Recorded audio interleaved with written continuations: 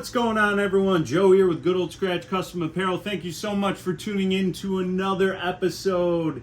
Please make sure you hit that like, subscribe, bell, leave comments. I appreciate everybody following along so far on this DTF journey. DTF. Oh, I love it! But today I want to address in this video something that a couple people have asked me about, which is my heat press. What kind of heat press is it? And then also, what settings do you use with your DTF applications? So, a little backstory of the red press I have here. They don't sell it anymore. This used to be our heat press at Sizer, that we sold different sizes of. This is the 16 by 20. It's very, very basic, and that's honestly what I love about it. I've had this one for 5 years. I had one previously before that. They used to have a bad rep because they were the cheaper ended ones, but so far they've been great for me. I'm gonna knock on wood there. But very basic in the sense that the control panel here is very simple, as in it's already on right now. It's got a mode button which will allow you to adjust the temperature that you want it at. The next mode button, once you click it again, will set the time, and then you click it one more time and it'll start heating up. That's it. Now you got the minus and the plus, which is obviously self-explanatory. If you want to go higher or lower with the temp and the time. That's really all you need. Then, of course, the pressure knob. Now, this is where I know in my years of education on heat transfer vinyl, a lot of people still don't understand how important proper pressure is. I've seen cases where people have cranked this all the way where, here come the push-ups.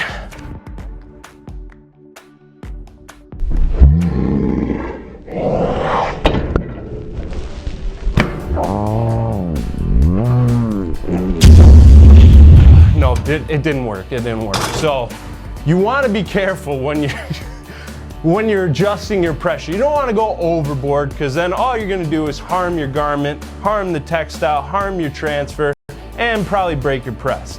This is a clamshell heat press, so it opens like a clamshell. Well, no shit. Now there's the swing away heat presses that'll rotate the heating element away from your lower platen. Both are great, both have their pluses and minuses to that as well, but the pressure is what is very, very crucial to make sure when you're doing any application. And that's whether it's heat transfer vinyl, DTF, screen print transfers, sublimation, all that stuff requires certain types of pressure. And this one doesn't really indicate, it doesn't tell you a number. Now that's where all the bells and whistles of an expensive heat press will give you those numbers on the control panel, which is usually located at a bottom corner. It'll be between the range of 0 to 9, I believe. So anywhere between 1 to 3 will be a lighter pressure, 4 to 7 is a medium pressure, and then 8 to 9 is a higher pressure. And that's how you'll be able to know. But just use your common sense. Now, if it's something where you have to use some effort to close it, little challenging, you could tell that's going to be more of a medium to firm pressure. Now, if you're closing it easily with your hand, it's probably on a lighter side of the pressure. You do want to watch that, especially when you're using DTF. You want to make sure you're using a flat, even, medium to firm pressure. That's where I've gotten the best results. And that's also going to be dependent on what you're applying on. So if you're applying on a thicker material, what I just did with nothing on here is going to actually be a lot higher of a pressure. Once, say I had a hoodie, I put a hoodie on here, it would take a lot more to close it. So you'd want to dial your pressure back. So I really tell people to test your pressure with whatever you're applying, the garment, on the heat press first. That way you can actually indicate where your pressure gauge is and then go from there. You also want to watch out for the obstructions. I've talked about that. Like a hoodie, you want to watch out for the hood, the drawstrings, the pockets, if you're doing any button down thing, obviously you're going to watch for the buttons, the zippers, things like that. That's where heat press pillows are great to make sure that the pressure is still correct. Now with the clamshell, in the way that this heat press is, this is a hot element here, but the top is floating. So it's got, you can see it kind of wiggles back and forth. But what's good is when it closes, it'll actually find where the least amount of pressure is and press down onto that. So if you have an uneven space, it'll try to even out as best as possible. Not all heat presses are that way. They're kind of firm. And if you go down and one side is a little lopsided, that means that the higher area of your garment is going to be getting a lot more pressure than below. So that might be where, if you've dealt with any kind of peeling or not adhering on the application when you peel the carrier sheet, that's going to be an indicator that you have uneven pressure.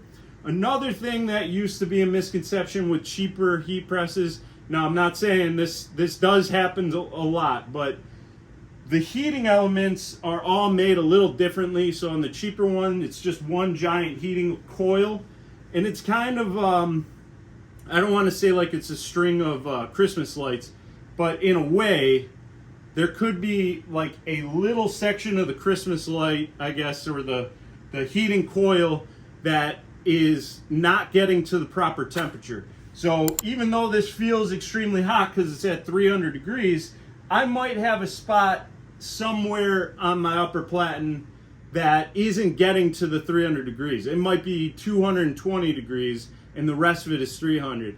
So when that application happens, it's obviously not going to be bonding or adhering that area of your transfer down correctly.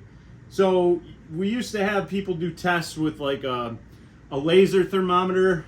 There's all different ways of testing that. Now they have heat strips that you could just put these adhesive strips down that when you press it, it'll tell you where the temperature is, and you want to have it all around your lower platen. This way it'll show if it's even all the way through. I just sort of throw caution to the wind, I should say, to this, because I've never really tested the temperatures on this, but I've pressed thousands of garments with this particular heat press, and all have been fantastic, which brings me to the DTF application. Now, I've had a couple people ask, what's the application for the DTF transfers? Now, if you've watched any of my previous videos where I'm doing applications, I do tell you what my heat press is set to.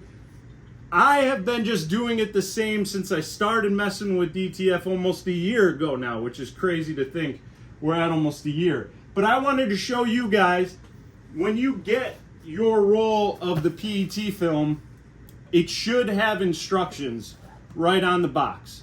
So I have another box of the Quick Glide PET film for my Prestige R2 Pro, and right here on the instructions, it tells you what your application is going to be. And this actually says 130 degrees Celsius, which is 266 degrees Fahrenheit at 10 seconds.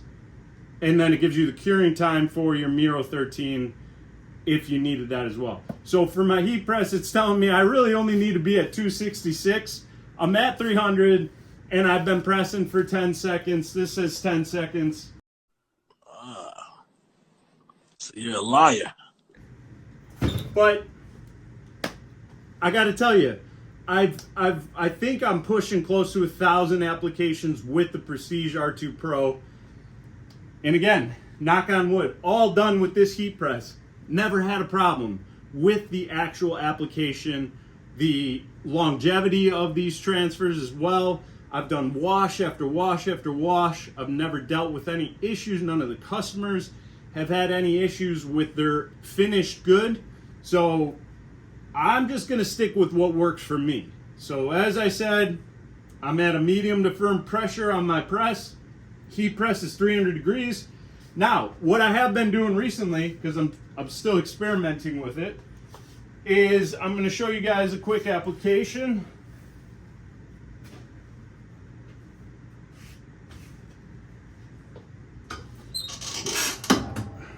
Preheat. All right. So I just whipped up these sweet logos. What do you think of that? Leave a comment in the chat if you like that. Thank you guys. All right. What I've been noticing, because I just did 177 shirts front and back, so I was experimenting on a hot peel. So with heat transfer vinyl, at Caesar we had a lot of heat transfer vinyl that you could peel hot with 1 second tacks. So you could put it on the shirt, you tack it, and then you could peel the carrier and then put the cover sheet over it and apply for the full duration. The reason why I like that is sometimes I don't like having the carrier sheet over the design, because I feel like the carrier sheet doesn't allow the true heat to go all the way through the transfer. Again, not that I've had problems with the application, but what I'm going to show you guys is it actually ended up working, because I'm using the Quick Glide PET film. So make sure if you are using anything, or if you have a PET film you're using for your DTF, that it's a Quick Glide, or you can peel instantly. So what I've been doing, or what I tried doing, was tacking it for about 2 to 3 seconds.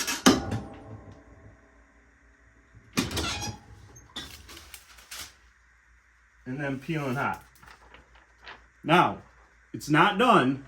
I just wanted to get my carrier sheet off. This way, I can go back with my parchment paper. This is just parchment paper.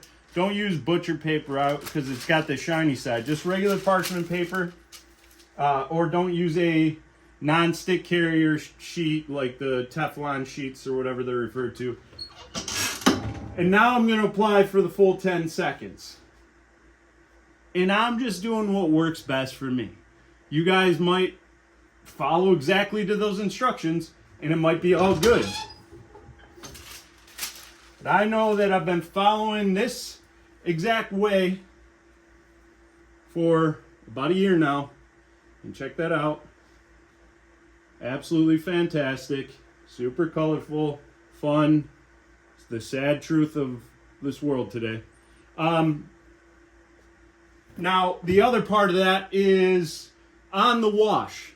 Try to wait 24 hours until you wash it. Tell your customers if you do an instant job for them. And try to wait 24 hours, let the adhesive cure, and then you can wash it. But that's it.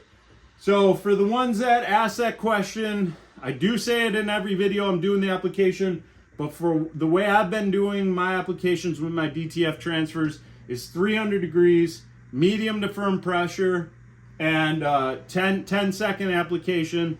With the Quick Glide, I do 1 to 2 second tack, peel the carrier, cover sheet with the parchment paper, press for a full 10 seconds. Absolutely have not had any issues with the final result. No peeling, no fading or anything like that. So it's been great. No complaints. Sensational.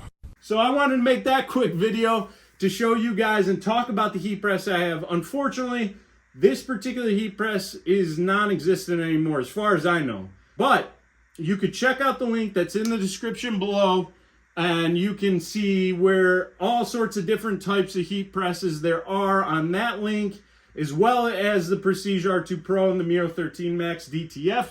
I've been hearing a lot of people saying they just ordered theirs or they just got it, so it's awesome to hear it, and I love to hear the feedback of what you're experiencing so far. Leave some comments if you have more questions about that. It's really been helping create this kind of content. I hope it's helping you guys out. Make sure you hit that subscribe button. Thank you guys so much for following along, and keep being a rock star. I've been thinking quite a lot about one thing in particular, like I needed to belong and never